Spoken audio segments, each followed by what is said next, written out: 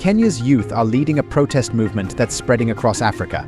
President Ruto faces calls to step down as young people demand change. This video explores how Kenya's protests are affecting the whole continent.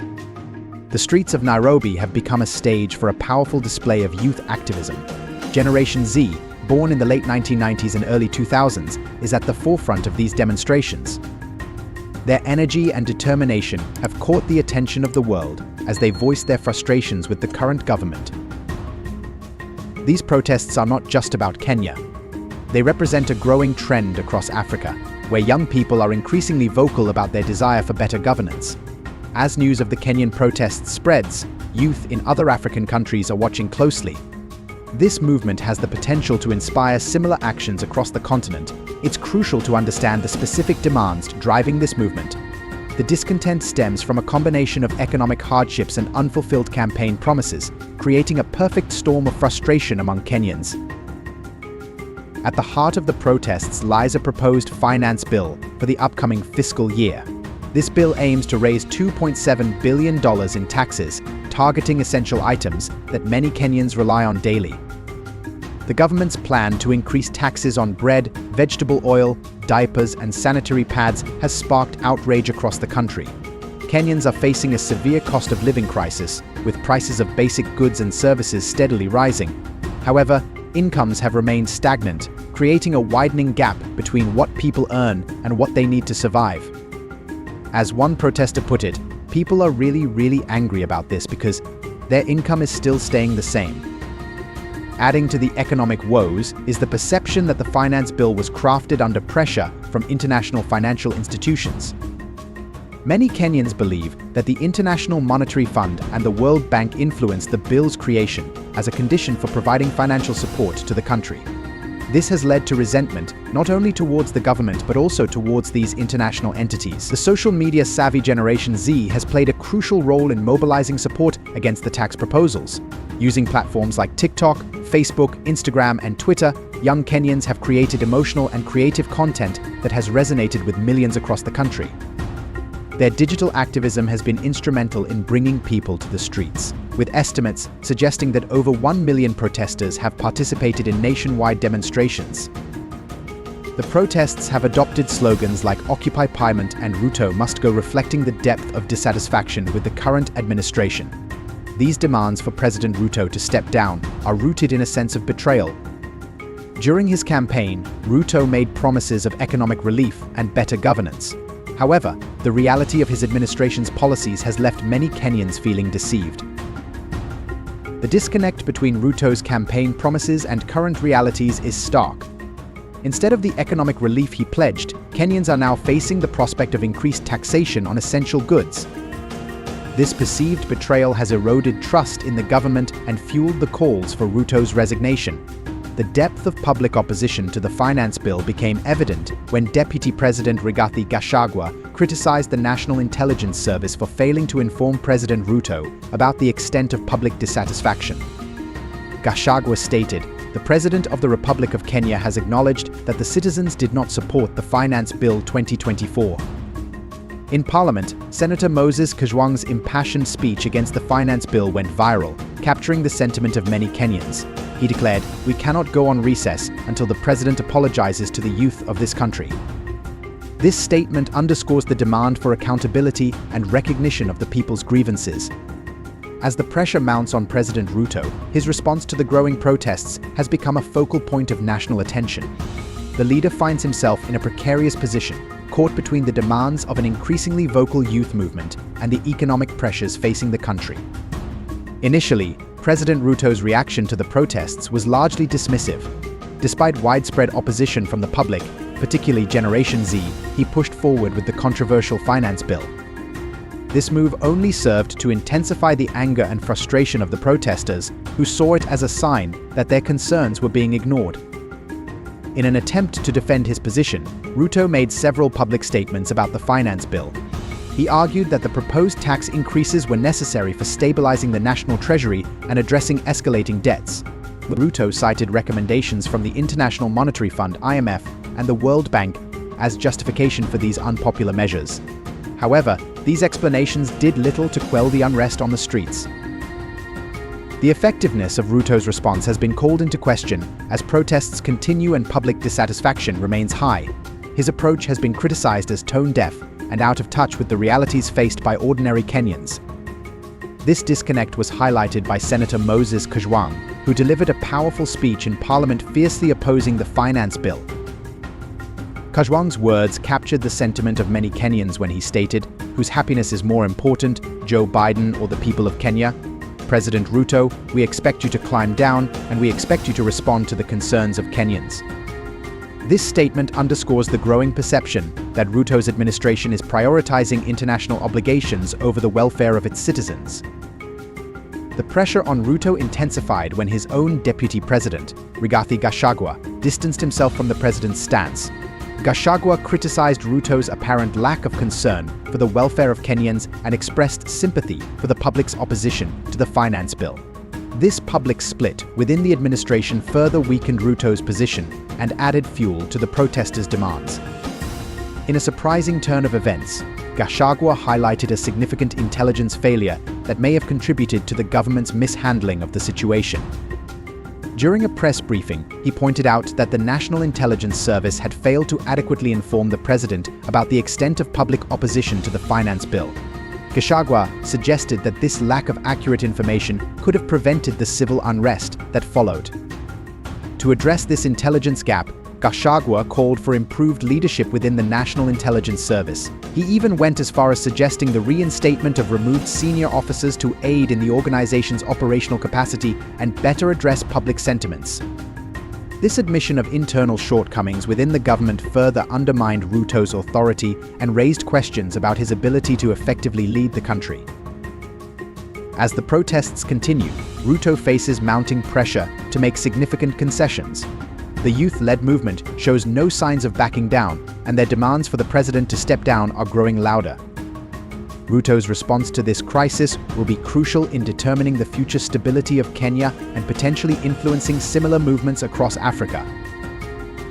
The ripple effect of Kenya's youth-led protests is spreading across Africa, awakening a new generation of activists.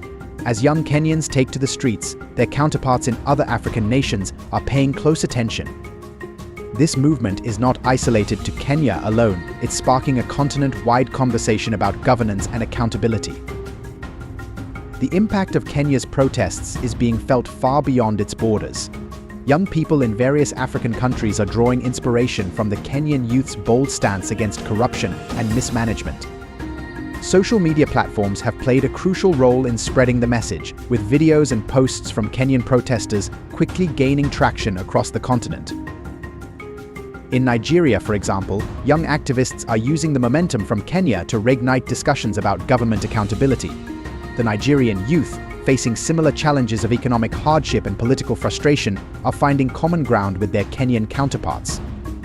They're using hashtags and online campaigns to voice their concerns and demand change from their leaders. Similarly, in South Africa, where youth unemployment remains a pressing issue, the Kenyan protests have struck a chord. Young South Africans are drawing parallels between their struggles and those of Kenyan youth, using social media to organize discussions and potential demonstrations. The common themes emerging across these youth movements are striking. Economic stability, job creation, and action on climate change are at the forefront of their demands. These young activists are calling for a new era of African governance, one that prioritizes the needs of its youthful population. The generational shift in political engagement is evident across the continent. Tech-savvy leaders are emerging, challenging established norms and using digital platforms to engage voters and galvanize support. This new approach to political activism is reshaping the landscape of African politics. The power of organized youth movements is becoming increasingly clear. In Kenya, over 1 million protesters made their voices heard against IMF-backed tax proposals. This level of mobilization is inspiring similar efforts in other countries, where young people are realizing the strength of their collective voice. The demands of these youth movements extend beyond national borders. They're calling for a fundamental change in how African nations are governed, with a focus on transparency, accountability, and sustainable development. As one Kenyan protester stated, "We are not just fighting for ourselves, but for the future of our continent." The impact of these protests is already being felt at the highest levels of government. In Kenya, high-profile political figures have joined the youth in their demonstrations, indicating a significant shift in the political atmosphere. This trend is likely to spread to other African nations as leaders realize they can no longer ignore the demands of their young population. As this wave of youth activism continues to grow, it's clear that a new chapter in African politics is being written.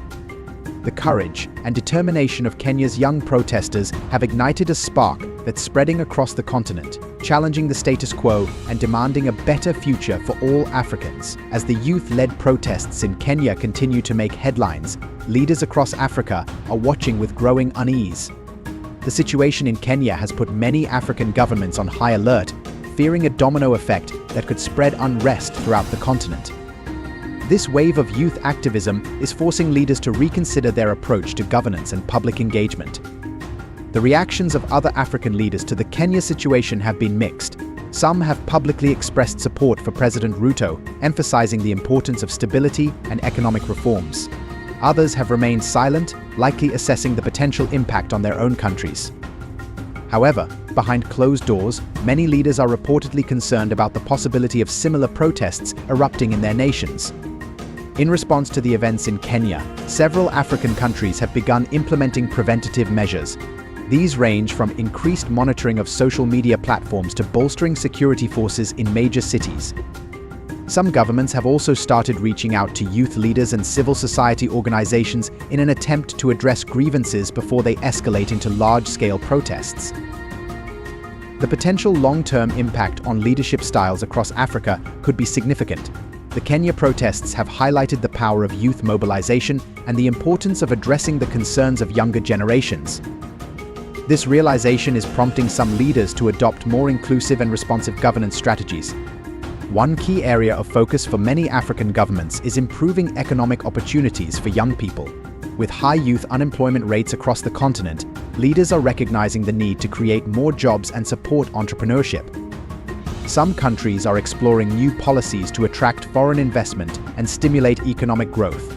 Another important aspect is the role of social media in mobilizing protesters. The Kenyan youth's effective use of platforms like TikTok and Twitter has not gone unnoticed. As a result, some African governments are investing in their own digital communication strategies to better engage with young citizens. The Deputy President of Kenya, Rigathi Gachagua, highlighted the importance of accurate intelligence in preventing unrest. His comments have sparked discussions in other African countries about the need for better information gathering and analysis to anticipate and address public concerns. Senator Moses Kajwang's viral speech in the Kenyan parliament has also resonated across borders. His question, whose happiness is more important, Joe Biden or the people of Kenya, has prompted debates about the influence of international financial institutions on African governance. Some leaders are now re-evaluating their relationships with organizations like the IMF and World Bank. As the situation in Kenya continues to unfold, its impact on the rest of Africa remains to be seen. However, it's clear that the youth-led protests have already sparked important conversations about leadership, governance, and the future of the continent. African leaders are now faced with the challenge of adapting to the demands of a new generation or risking similar unrest in their own countries. As young Africans raise their voices, a new chapter in the continent's governance may be unfolding. The youth-led protests in Kenya have sparked conversations about the future of leadership across Africa. This movement could lead to significant changes in how countries are governed. Some experts believe we may see a shift towards more responsive and accountable leadership styles. Others caution that change may come slowly as established power structures resist reform. The outcome of these protests could shape African politics for years to come. If successful, this movement might usher in a new generation of leaders more in tune with the needs and aspirations of Africa's young population. However, the path forward remains uncertain. What is clear is that Africa's youth are no longer content to be passive observers in their nation's governance. This moment could mark a turning point in the continent's political landscape.